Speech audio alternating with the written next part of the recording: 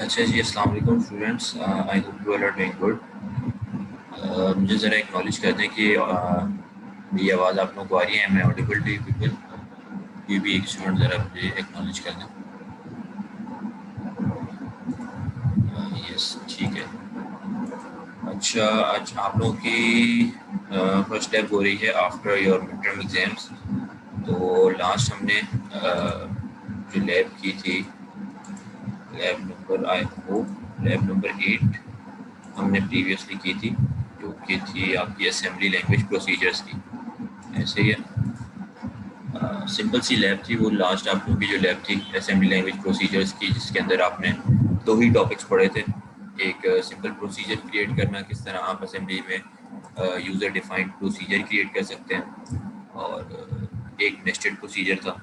तो सिंपल सा था और आप लोगों ने वो टास्क भी उसके सबमिट कर दिए थे। तो शायद आप लोगों को एक देख लेते हैं। 21 स्टूडेंट्स ने टास्क अपलोड किए हैं। इसका मतलब मोस्टली स्टूडेंट्स को समझ आ गया होगा, तभी आप लोगों ने सॉल्व कर लिया था। और इजी टास्क था, कुछ भी इतना ज़्यादा उसमें लेंदी नहीं था। अच्छा, इसके बाद आज जो चीज़ हम करने जा रहे हैं ये है आप लोगों की लैब नंबर 9। ठीक है, assembly floating point unit stack की लैब। ठीक है, काफ़ी इंपॉर्टेंट लैब है, तो इसको आप लोगों ने ज़रा ध्यान से देखना है। ठीक है, और इसके ऊपर हम आते हैं। अच्छा, इसके ऊपर आने से पहले आप लोगों ने देख लिया होगा कि आप लोगों का एक असाइनमेंट नंबर 1 भी अपलोडेड है। ठीक है, असाइनमेंट नंबर 1 जो आप लोगों का फर्स्ट मंथ के अंदर होता है, वो आप लोगों का अपलोडेड है। और क्योंकि ये इसमें टाइम भी आप लोगों को 10 डेज़ का गिवन है, तो कोशिश करें कि 10 डेज़ के करीब से पहले पहले आप इसको सबमिट कर दें। ठीक है, 14 जुलाई तक का इसका आपके पास टाइम है। और वैसे तो जब 2 महीने का सेमेस्टर होता है तो इसका टाइम कम होता है, लेकिन मैंने आप लोगों को 10 डेज ही गिवन है। तो कोशिश करें कि ये इजी असाइनमेंट है, कोई इतना मुश्किल नहीं है। कितने स्टूडेंट्स ने ये असाइनमेंट खोल कर डाउनलोड करके देख लिया है? ये अभी तक देखा नहीं है आप लोगों ने?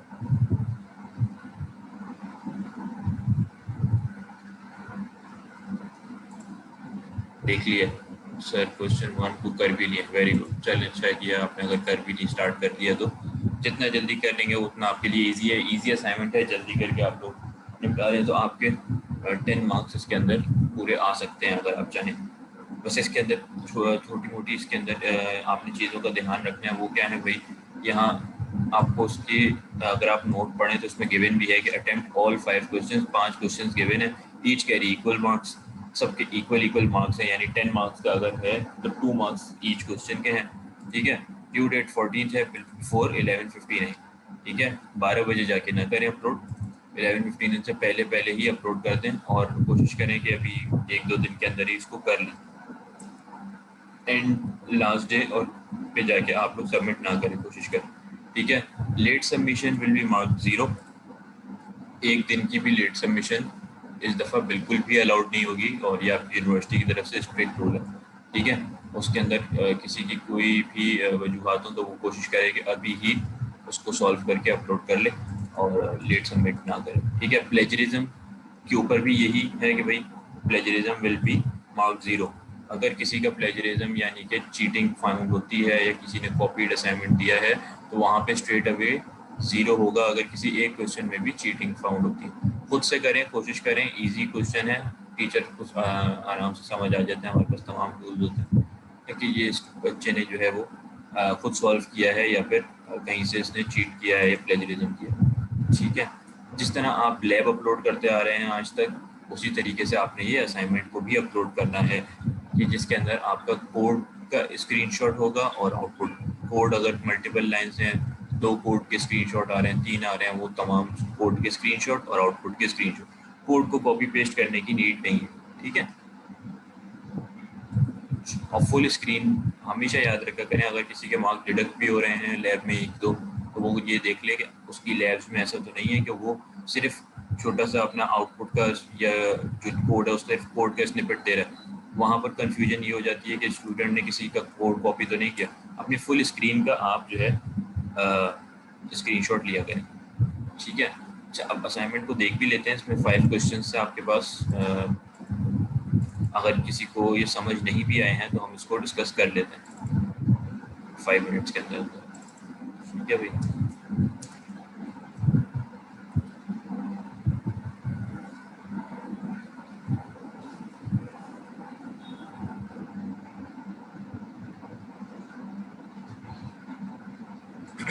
अच्छा जी, तो फर्स्ट क्वेश्चन आप देख रहे होंगे, ये 5 क्वेश्चन गिवन है। ठीक है, फर्स्ट क्वेश्चन इसमें क्या गिवन है, using only basic arithmetic instruction translate the given statement into assembly language code. ठीक है, तो क्या कहा गया है कि भाई आपने बेसिक अर्थमेटिक इंस्ट्रक्शन यूज करने हैं। बेसिक अर्थमेटिक इंस्ट्रक्शन कौन से होते हैं, ऐड, सब्ट्रैक्ट, मल्टीप्लाई, डिवाइड। ठीक है, तो उसके निमोनिक्स क्या हैं, ऐड, सब, मल और DIV, डिवाइड। ठीक है, तो वो आपने यूज करने हैं और ये इक्वेशन फॉर्म करनी है यूजिंग असेंबली लैंग्वेज कोड। जिन्होंने कर लिया है वेरी गुड, जिनका थोड़ा सा कोई इशू है तो वो समझ लें, जिनको अगर नहीं समझ आया। अच्छा ठीक है, तो ये चीज़ हो गई, सही है। Translate the given statement into assembly language code, ये स्टेटमेंट गिवन है। ठीक है, और assume A B and C are word variables, सही है। तो इसमें ए बी और सी जो है ये आपने वेरिएबल्स क्रिएट करने हैं जिनकी डाटा टाइप क्या है, वर्ड। ठीक है, वर्ड कितना होता है हमारे पास, 16 बिट, 16 बिट का हमारे पास वेरिएबल क्रिएट करता है। सही है, 16 बिट इसकी डाटा टाइप है। तो ये ए बी सी आपने प्री डिफाइन करने हैं, और उसके बाद आपने क्या करना है, बी और सी जो है इसमें, ए तो ए क्या है, A equals to B plus two minus C multiply by two, ये इसकी इक्वेशन है। तो बी और सी जो है ये आपने यूजर से इनपुट लेना है। ठीक है, यूजर ने जो भी इनपुट वैल्यूज दी, अब उनके ऊपर ये चीज़ अप्लाई हो जाए, यानी कि बी अगर उस यूजर ने 2 दे दिया या 3 दे दिया है तो 3 आ जाए और 3 + 2 हो जाए, माइनस सी में जो भी वैल्यू यूजर ने दी है वो मल्टीप्लाई बाय 2 हो जाए, और ये इससे माइनस हो जाए। ठीक है, और ये तमाम जो भी इसकी सॉल्यूशन आए वो ए के अंदर स्टोर हो जाए और आउटपुट स्क्रीन के ऊपर शो हो जाए।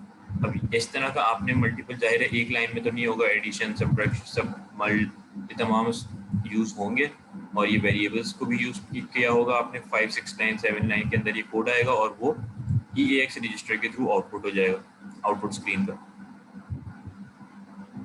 ठीक है, हाँ, अब ये इक्वेशन तो आपने डिफाइंड रखनी है, लेकिन इसमें जो बी और सी है, ठीक है, ये कांस्टेंट वैल्यूज हैं, और ये कांस्टेंट वैल्यूज कहाँ से आएंगी, ये आपकी यूज़र देगा। ठीक है, यानी कि बी के अंदर भी यूज़र वैल्यू देगा और सी में भी आपने यूज़र से, स्टार्टिंग ऑफ द प्रोग्राम ही आपने यूज़र से रीड इंटीजर या रीड डेसिमल करके यूज़र से वैल्यूज लेकर इन बी और सी वेरिएबल में स्टोर कर लेंगे, और फिर आप उनको यूज़ करते रहें। ठीक है, तो ये तो हो गया फर्स्ट क्वेश्चन, इजी है, कोई इसमें इतना मसला मसाइल, ये वाली चीज़ आप पहले भी कर चुके हैं। ठीक है, ट्रांसलेट करना simple equation.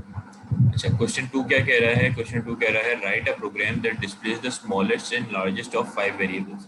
The 5 variables are number 1 2 3 4 and 5 and are taken from user input. 5 आपने यूजर इनपुट लेना है, हाँ यूजर इनपुट लेना है क्वेश्चन नंबर 1 में। जाहिर है यहाँ पर ये तो इक्वेशन आपको गिवन है, ये कांस्टेंट वैल्यूज है 2, और ये वाला 2 भी कांस्टेंट वैल्यू है।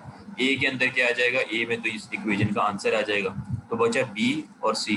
तो बी और सी तो आपको यूजर इनपुट लेना पड़ेगा ना, क्योंकि वो कोई भी इक्वेशन होती है जब आप मैथमेटिकल सॉल्व करते हैं तो उसके अंदर इक्वेशन गिवन होती है, लेकिन ये वाली जो वैल्यूज होती हैं ये तो यूज़र हर दफ़ा इक्वेशन में डिफरेंट डिफरेंट डाल के आउटपुट्स निकाल रहा होगा ना, तो ये दो वैल्यूज आपने हर दफ़ा चेंज आ सकती है, तो यूज़र इनपुट ही आएगा। ठीक है, क्वेश्चन 2 में क्या है भैया, 5 आपने नंबर 1 नंबर 2 नंबर 3 4 5 तक आपने वेरिएबल्स लेने हैं, उनके अंदर यूज़र इनपुट वैल्यूज सेव करा लेनी है। अब जो 5 आपके पास वैल्यूज आ गई हैं नंबर 1 2 3 4 5 में, उसमें से आपने स्मॉलेस्ट और लार्जेस्ट कैलकुलेट करना है। किस तरह करेंगे, अब ये आप लॉजिक लगा सकते हैं, आप लोग लैब नंबर 9 के ऊपर आ चुके हैं, तो आप लोग आसानी से स्मॉलेस्ट और लार्जेस्ट कैलकुलेट कर सकते हैं। आप चाहें तो आप लेबल्स के थ्रू करें, चाहे आप कंडीशनल लूप के थ्रू करें, कंडीशनल स्टेटमेंट्स का इस्तेमाल करें, अनकंडीशनल स्टेटमेंट का इस्तेमाल करें। ठीक है भाई, वाइल लूप का इस्तेमाल करें, जिसका भी आप यूज़ करें, आप ये आपस में कैलकुलेट कर सकते हैं कि नंबर 1 और नंबर 2 आपस में ग्रेटर है या स्मॉलेस्ट है। फिर अगर स्मॉलेस्ट है, यानी कि छोटा है यानी कि तो जंप कर जाए एक ऐसी कंडीशन पे जहाँ नंबर 1 और नंबर 3 में चेक हो जाए कौन सा स्मॉलेस्ट। ये तमाम चेक होने के बाद इस एक स्मॉलेस्ट आ जाएगा, सबसे स्मॉलेस्ट। लार्जेस्ट के लिए फिर ये इटरेशन चलेंगे सबसे ग्रेटेस्ट कौन सा है, दो दो में आप कंपेयर करते जाएं, ठीक है। तो ये स्मॉलेस्ट और लार्जेस्ट कैलकुलेट करके यूज़र इनपुट में से आपने हेडिंग के साथ आउटपुट में शो कराना है कि ये स्मॉलेस्ट वैल्यू है और ये लार्जेस्ट है। ये थर्ड क्वेश्चन क्या कह रहे हैं भाई, थर्ड कह रहे हैं perform the following instructions on the given values of register and right flag values after execution. इसमें आपने करना कुछ भी नहीं है, सिंपल आपको इंस्ट्रक्शन भी दे दी है कि क्या अप्लाई करनी है आपने, ठीक है। हाँ सर हमने यूज़र इनपुट लेते टाइम ही कंपेयर, हाँ कोई इशू नहीं है उसमें, अगर आपने पहले प्रीवियस में ही जो है वो कंपेयर करवा दिया तो कोई इशू नहीं है, जो भी आप लॉजिक लगाएं, ठीक है, कोई उसमें इशू नहीं है। डिफरेंट लॉजिक्स हो सकती हैं, मैं हो सकता है आपको किसी लॉजिक से एक्सप्लेन कर रहा हूँ, आप डिफरेंट से भी कर सकते हैं, ठीक है। अच्छा क्वेश्चन 3 में क्या कहा जा रहा है कि भाई या तो आपने AX या AL रजिस्टर यहाँ यूज़ करना है, BX या BL यहाँ यूज़ करना है, ठीक है। और इन रजिस्टर्स के अंदर क्या वैल्यू स्टोर करनी है फर्स्ट इंस्ट्रक्शन में, ये एक है इंस्ट्रक्शन, फिर ये दूसरा इंस्ट्रक्शन है। तो इसमें क्या करनी है भाई, AX में ये वैल्यू रखी, BX में ये रखी, और इंस्ट्रक्शन क्या परफॉर्म करना है, डिवाइड BL। इन दोनों के ऊपर क्या इंस्ट्रक्शन परफॉर्म करना है, मल्टीप्लाई, ठीक है, BL या BX जो भी है, ठीक है। यानी इसको इससे मल्टीप्लाई करना है, इसको इससे डिवाइड करना है, इस वैल्यू को और इस वैल्यू से ऐड करना है, AX BX को ऐड करना है, ठीक है। और ये इसको आपने परफॉर्म किया, उसके बाद आप क्या करेंगे, डंप रजिस्टर। डंप रजिस्टर करने से क्या होगा कि तमाम जनरल पर्पज रजिस्टर्स की वैल्यू आ जाएंगी और फ्लैग्स की वैल्यू आ जाएगी। अब जो फ्लैग की वैल्यू है यानी साइन फ्लैग की क्या वैल्यू आ रही है, 1 आ रही है या 0 आ रही है इस इंस्ट्रक्शन को परफॉर्म करने के बाद, ठीक है। ये 0 फ्लैग की वैल्यू क्या आ रही है, इस OF की क्या आ रही है वैल्यू, ठीक है। ये तमाम आपने इसके अंदर सिर्फ फिल करनी है, इंस्ट्रक्शंस भी आपको गिवन है, सब कुछ है। ये आगे जाके फिर हम स्टडीज़ को करेंगे कि साइन फ्लैग की या 0 फ्लैग की या OF की जो है ये वैल्यूज़ जो हैं ये क्या चीज़ आपको कर रही होती है, क्या मतलब आपको डिस्क्राइब कर रही होती है, ठीक है। तो ये आगे चल के आप लोगों को ये हम लोग एक्सप्लेन भी कर देंगे और आपको समझ भी आएगी। तो ये एक समझ लें रिसर्च बेस्ड आपका क्वेश्चन है कि सिर्फ आपने इसको सॉल्व करना है और इसके फ्लैग की वैल्यूज़ को इसमें सब्स्टिट्यूट करके आपने ये सबमिट कर देना है बस, ठीक है। क्वेश्चन 4 क्या कह रहा है भाई, क्वेश्चन 4 कह रहा है, इसमें एक थोड़ी सी चेंजिंग है क्वेश्चन 4 के अंदर, वो यहाँ पर ये जो साइन ये वाला गिवन है ना, इसको आप सिर्फ ग्रेटर कर दें, ठीक है। ये लेस देन ग्रेटर देन है, उसको आप सिर्फ ग्रेटर देन कर दें। इसमें क्या कहा गया है, जैसे अभी यहाँ पर आपने इस इक्वेशन को कन्वर्ट किया असेंबली लैंग्वेज कोड में, इस इक्वेशन को भी आपने असेंबली लैंग्वेज कोड में कन्वर्ट करना है, ठीक है। यहाँ क्या कहा गया है, convert below given statement into assembly language code. इसमें क्या हो रहा है भाई, इसमें कहा गया है कि if x is less than y and if की स्टेटमेंट लग रही है, या इसमें कोई आप इफ का लेबल इस्तेमाल करना चाह रहे हैं या वाइल का करना चाह रहे हैं, वो अब आपके ऊपर है। ये कंडीशन ट्रू होनी चाहिए, क्या इसके लिए आपने कोड करना है, नहीं क्वेश्चन 3 के अंदर सॉल्यूशन शो करना है। हाँ जो जैसे आप इसको रन करेंगे तो इसको भी जब आपने टाइप किया होगा तो उसका भी कोड, और ये फ्लैग्स की वैल्यू का जो आउटपुट आ रहा होगा वो भी आपने ज़ाहिर है अपलोड करना है स्क्रीनशॉट्स के साथ, और साथ में इसको फिल भी कर लेना, ठीक है। अच्छा convert below given statement into assembly language code. इस स्टेटमेंट में क्या कहा गया है कि if x is less than y and z is greater than t, और अब ये z y x y z t a b ये तमाम यूज़र इनपुट होंगे, ये आपने वैल्यूज देके रख लेनी यूज़र से, ठीक है। और उसके बाद ऐसी कंडीशन परफॉर्म करनी है कि चेक हो x is less than y है, एंड यानी कि दूसरी कंडीशन भी ट्रू होनी चाहिए, और नहीं है यहाँ पर, and z is greater than t भी है, या तो ये कंडीशन ट्रू हो जाए पूरी, और अगर तो ये नहीं होती तो ये भी अगर हो जाए तो हमारा काम हो जाएगा। ये क्या है कि a is greater than b, ठीक है, लेस देन वाले को आप रिमूव कर दें यहाँ से, ठीक है। सिर्फ a is greater than b भी अगर हो जाए तो क्या हो, एक स्टेटमेंट आप कोई भी लिख दें, या आपके ऊपर है, स्टेटमेंट 1 के अंदर आप कोई स्ट्रिंग रख दें, जैसे कि हेलो वर्ल्ड या फिर सक्सेस या ग्रेट सक्सेस, कुछ भी आप लिख दें। अगर तो ये इन दोनों में से कोई भी एक स्टेटमेंट ट्रू हो जाती है तो क्या हो जाएगा, और है ना यहाँ बीच में इन दोनों, अगर दोनों में से कोई एक भी ट्रू हो जाती है तो स्टेटमेंट 1 आपकी स्क्रीन पर प्रिंट हो जाएगी। और अगर इन दोनों में से दोनों ही परफॉर्म नहीं हो पाती, यानी कि ये और ये दोनों ही फॉल्स हो जाती हैं, तो क्या होगा, स्टेटमेंट 1 प्रिंट नहीं होगी और स्टेटमेंट 2 आप क्रिएट कर लें जिसके अंदर आप लिखते हैं एरर या फिर आप लिखते हैं ट्राई अगेन। ठीक है, वो स्टेटमेंट। सर ये रन करके भी इसका आउटपुट दिखाना है, वैसे तो इसमें कन्वर्ट करने का बोला है ना सिर्फ, अगर हम सिर्फ कोड कन्वर्ट करके दे दें। नहीं, बिल्कुल आपने रन करके दिखाना है इसको। कोड आप जब लिखेंगे तो वो एग्जीक्यूटेबल कोड होगा ना, आप रन तो कर सकते होंगे इसको, आपने रन जी सर करके भी कर दिखाना सकता। है। फिफ्थ प्रोग्राम क्या किया, फिफ्थ तो आपके पास समझते हैं, चूंकि ये असाइनमेंट पहले मैंने क्रिएट कर लिया था, तो अब आप लोगों के लिए इसमें आसानी हो गई है। फिफ्थ तो आपके पास फ्री के मार्क्स हैं क्योंकि आप लोग ये वाला टास्क पहले भी कर चुके हैं, सिमिलर एक टास्क कर चुके हैं। ठीक है, तो इसके अंदर क्या है भाई, इसमें क्या गिवन है, इसमें गिवन है मेक अ प्रोग्राम। हाँ, डॉट एफ भी इस्तेमाल कर सकते हैं, अगर आपको उससे फेमिलियर हैं तो आप डॉट एफ भी इस्तेमाल कर सकते हैं। Make a program that prints a pyramid with numbers and asterisks. ये आपको पता है, आप लोगों ने आई होप वाइल लूप की लैब के अंदर इससे सिमिलर एक टास्क किया था, तो ये आपने क्रिएट करना है। और ये तो आपको समझ लें फ्री के मार्क्स हो जाएंगे क्योंकि आप लोग इससे अच्छी तरीके से फैमिलियर हैं, इसके जितने भी टास्क थे वो आप लोगों ने पहले भी सॉल्व किए थे। ठीक है, तो ये 5 क्वेश्चन हैं असाइनमेंट के, ये आप लोग करें और इसको सबमिट कर दें। कोशिश करें कि जल्दी कर लें, इतना लेंदी असाइनमेंट नहीं है। ठीक है, मोस्टली क्वेश्चन जैसे अब जैसे ये क्वेश्चन 5 है, ये तो आपने बस आप लोगों को अच्छी प्रैक्टिस है इसकी, कर लें इसको आप, 2 मिनट लगेंगे आपको।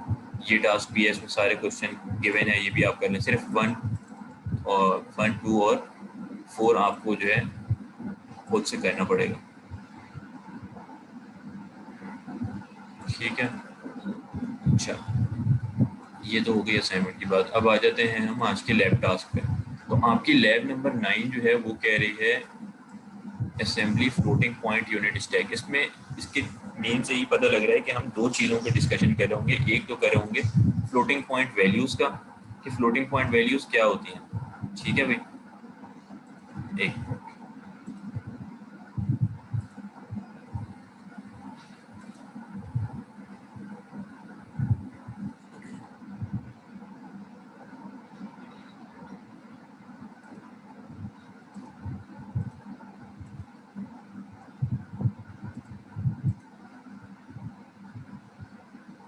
सर क्या कह रहे हैं, सर आप मैनेज कर सकते हैं बात करके फ्राइडे वाली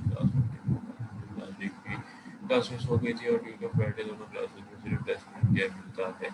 फ्राइडे को आप लोगों की जो क्लास है वो इसके मेरे अलावा कौन सी क्लास होती है, कोल के अलावा, कोल की लैब के अलावा पीसीएन लैब होती है और वो ऑन कैंपस होती है।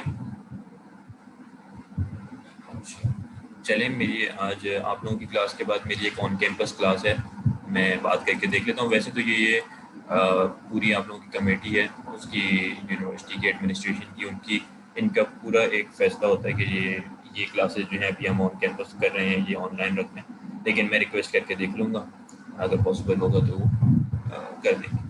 ठीक है, मुझे तो कोई इशू नहीं है, मुझे तो ज़्यादा प्रेफर यही है कि ऑन कैंपस हो जाए तो ज़्यादा बेहतर है, उसमें आप लोगों की लर्निंग भी ज़्यादा है और है। अच्छा,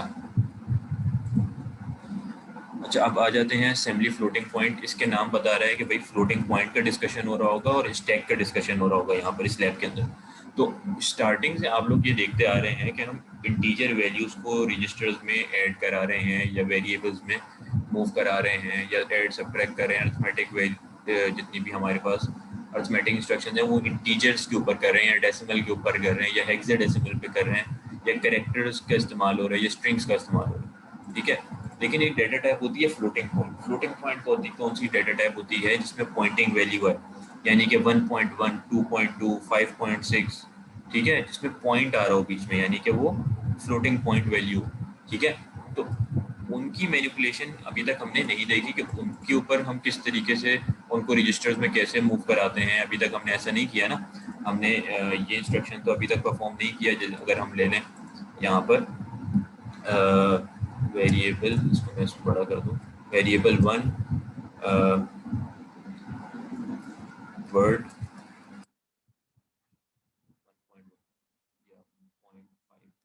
ठीक है, ऐसी इस तरह का हमने सर थ्योरी में फ्लोटिंग पॉइंट का टॉपिक स्किप करवा दिया था, बहुत कॉम्प्लिकेटेड है, ये कोर्स का हिस्सा नहीं, ये कह के कौन आप लोगों को फ्लोटिंग पॉइंट की फ्लोटिंग पॉइंट है असेंबली की कौन से टीचर?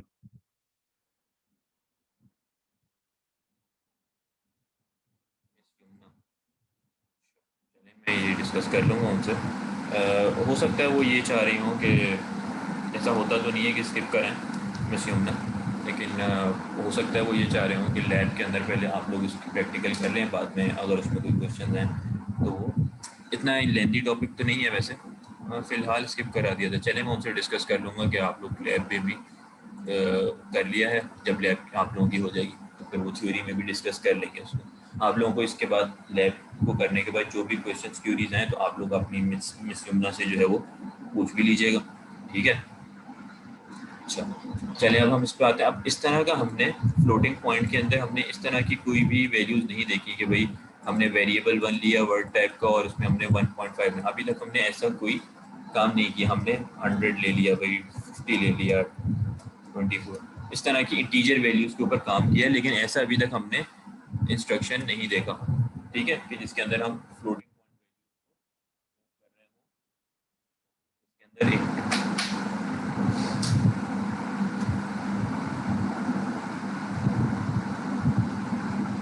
एक मिनट वेट कीजिएगा।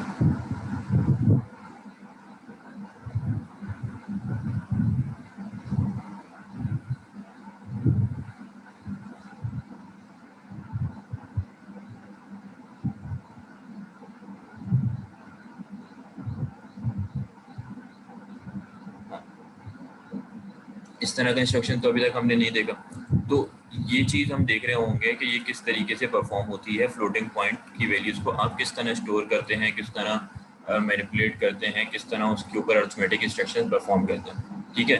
और स्टैक की भी यहाँ बात हो रही होगी। स्टैक आप लोगों ने लैब नंबर, अच्छा अगर आप लोगों ने थ्योरी में नहीं पढ़ा तो फिर तो आप लोग और ध्यान से इस लैब को अटेंड करें ताकि आप लोगों को ये कॉन्सेप्ट्स क्लियर हो जाएं, ताकि बाद में जाके आप अपने टीचर से भी, थ्योरी के टीचर से भी क्वेश्चंस कर सकें, ठीक है। तो इसको आप लोग ने और ध्यान से देखें। तो अब यहाँ पर क्या है कि हमने लैब नंबर 8 के अंदर नहीं, 7 के अंदर स्टैक की इम्प्लीमेंटेशन देखी थी, है ना भाई। स्टैक में हमने कोई वैल्यू इंसर्ट करनी हो तो हम क्या करते थे, पुश करते थे, और कोई वैल्यू हमने वापस निकालनी हो तो हम क्या कर रहे थे, पॉप कर रहे थे। भाई कौन है, एक मिनट जी, हफ्सा नुसरत, ज़रा आप बताएं कि स्टैक 10664, हफ्सा नुसरत, ज़रा मुझे इंटरेक्टिव क्लास चाहिए, ठीक है। ज़रा क्वेश्चन का आंसर करें, सारे स्टूडेंट्स को ज़रा ये बताएं कि हमारे पास जो हमने लैब 7 के अंदर स्टैक पढ़ा है, इसमें स्टैक किस बेसिस के ऊपर काम करता है। ये लीफो के ऊपर काम करता है या फीफो के ऊपर काम करता है?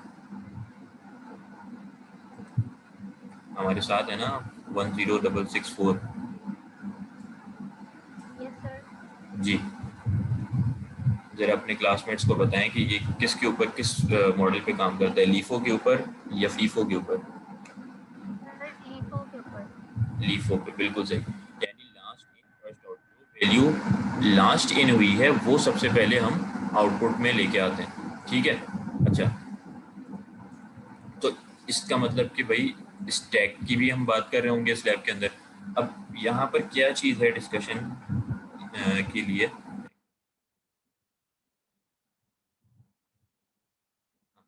वो ये है कि जब हम किसकी बात करेंगे, फ्लोटिंग पॉइंट की। जब फ्लोटिंग पॉइंट की बात करेंगे तो हमारे पास दो तीन चीज़ें हैं कि जो हम अंडर डिस्कशन आएंगी। वो क्या है कि अब सपोज हमने ये वैल्यू ले ली, अगर तो हमारे पास ये सिंपल वैल्यू होती है सपोज 200, और अगर इसको हमने क्या करना है भाई, आउटपुट स्क्रीन में शो कराना है, तो हम क्या करते हैं, हम कहते हैं भाई मूव ई ए एक्स कॉमा वेरिएबल वन, ठीक है, और कॉल राइट इंटीजर। ऐसे ही करते हैं ना भाई, मुझे थोड़ा आप लोगों का जो है आउटपुट चाहिए, ऐसे ही करते, ठीक है। यस सर, ठीक है। अगर हमारे पास ये वैल्यू आ जाए भाई ये 2.2 यानी कि फ्लोटिंग पॉइंट वैल्यू जिसमें पॉइंट आ रहा है, तो फिर अब हम क्या कर रहे होंगे, अब यहाँ पर एक चीज़ आ गई डिफरेंस, वो क्या है, यहाँ पर जब भी आप फ्लोटिंग पॉइंट की बात करेंगे, अब यानी कि 2.2 कहाँ पर स्टोर्ड है, वेरिएबल 1 में, तो ये वेरिएबल 1 जो है इसको हम मूव करते हैं जब भी हमने आउटपुट स्क्रीन में शो करवानी हो वैल्यू कोई भी, तो हम EAX रजिस्टर में, एक्यूमुलेटर में, तो यहाँ पर जब भी फ्लोटिंग पॉइंट की बात होगी तो पहली बात तो ये है कि जनरल पर्पस रजिस्टर्स यानी कि जितने भी जनरल पर्पस रजिस्टर्स हैं EAX, EBX, ECX, EDX, इन तमाम का यूज़ नहीं होता। यानी अगर आप यहाँ पर देखेंगे तो यहाँ क्या बताया गया, FPU रजिस्टर स्टैक की डेफिनेशन में, the FPU does not use general purpose registers EAX, EBX etcetera. ठीक है, जितने भी हमारे पास EAX, EBX, ECX, EDX, AH, AL, ये तमाम जितने रजिस्टर्स हैं इनका इस्तेमाल नहीं होता। तो फिर किसका इस्तेमाल होता है? Instead, it has its own set of registers called a register stack, यानी इसके अपने रजिस्टर्स का एक स्टैक होता है कंप्लीट। अभी स्टैक की हमने बात की, लीफो पे काम करता है, तो स्टैक होता है किससे बना हुआ होता है, वो भी रजिस्टर से ही बना होता है। ठीक है, जिसको हम क्या कह रहे होते हैं, रजिस्टर स्टैक। ठीक है, रजिस्टर स्टैक यानी कि वो काफ़ी सारे रजिस्टर्स का एक पूरा स्टैक बना होता है, और उस स्टैक ज़ाहिर है आपको पता है लीफो के ऊपर काम करता है, लास्ट इन फर्स्ट आउट। तो जो भी वैल्यू होगी वो हम EAX में मूव कराने की बजाय कहाँ मूव कराएंगे, रजिस्टर स्टैक में। यानी कि एक स्टैक के अंदर अगर हम इस पे पेंट के ऊपर ले लें, यहाँ पर स्टैक क्या है हमारे पास, ये इस तरह से हमारे पास एक स्टैक है। ठीक है भाई, और यही है एक इंडेक्सेस होते हैं ज़ाहिर है इसके अंदर, 2 3, ठीक है 4, और इसको हम यहाँ लिख देते हैं भाई, इसको हम क्या कह रहे होते हैं, फ्लोटिंग पॉइंट यूनिट स्टैक। ठीक है भाई, FPU स्टैक।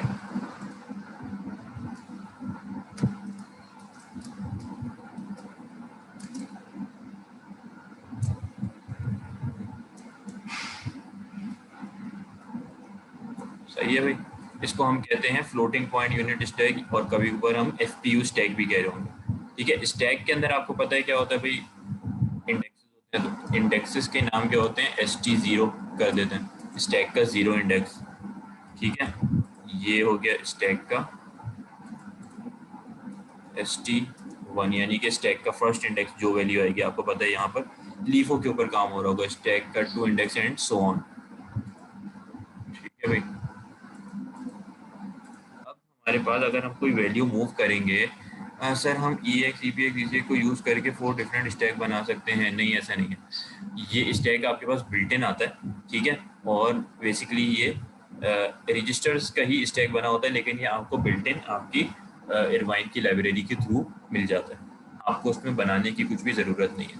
ठीक है, अच्छा अब यहाँ पर क्या गिवन है कि the FPU does not use the general purpose register. आप ये चीज़ तो डिस्कस हो गई कि EAX, EBX ये तमाम जनरल पर्पस रजिस्टर यूज नहीं होंगे, जैसे यहाँ पर हम मूव करने के लिए इसको यूज़ कर रहे थे।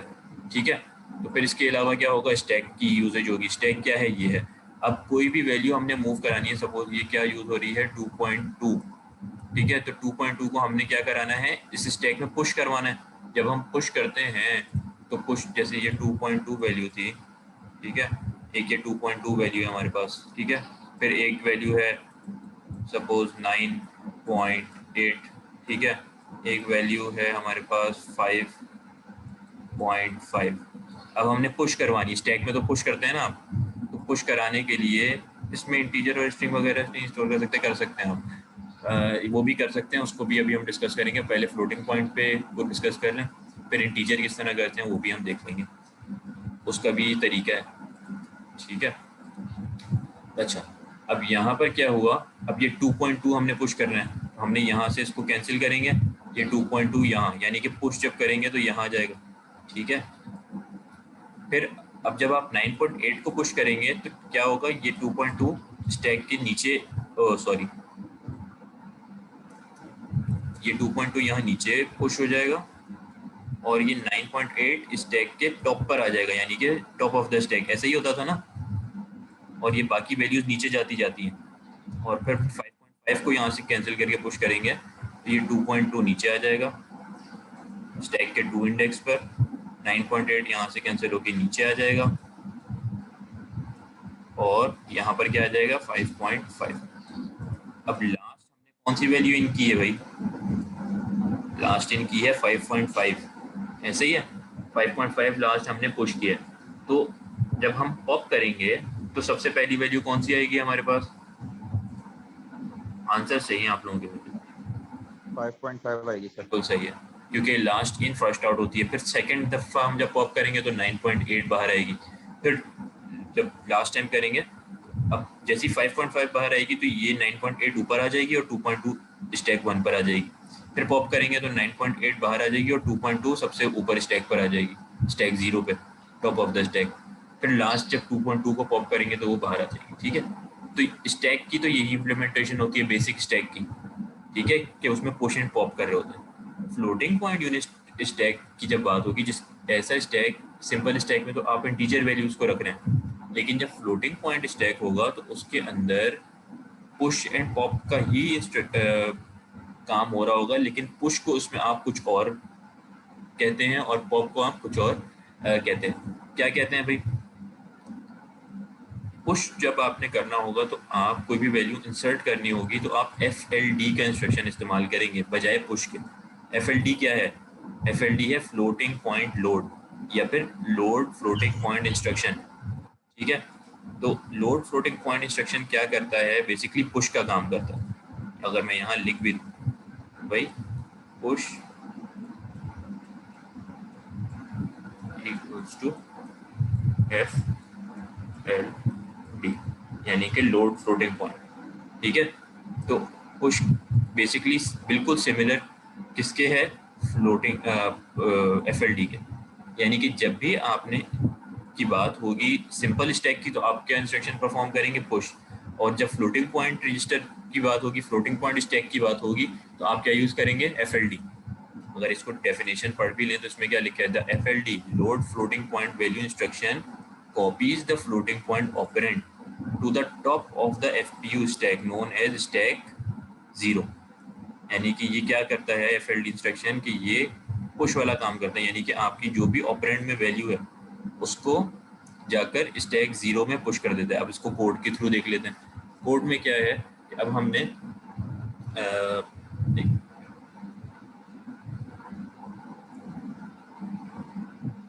क्या करना है कि ये सोर्स और ऑपरेंड की बात होती है ना, तो ऑपरेंड यहाँ पर क्या होगा।